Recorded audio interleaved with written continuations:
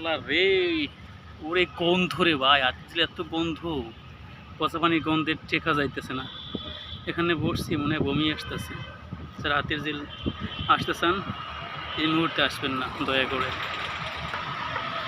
আমি অনেক দিন পর হাতির ঝিল আসলাম, আইসা দেখি হাতির ঝিলের যে অবস্থা, বসার মতন কোনো পরিবেশ নাই, মানে এত গন্ধ সামনে দিয়া।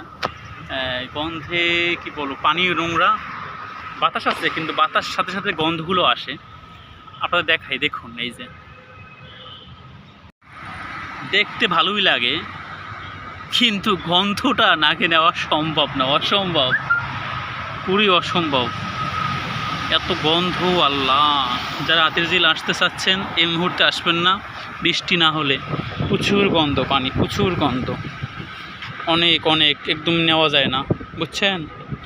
যারা আসতে চাচ্ছেন এখন এই মুহূর্তে আসবেন না, প্রচণ্ড গন্ধ, প্রচুর গন্ধ। ভালো থাকবেন, আল্লাহ হাফেজ।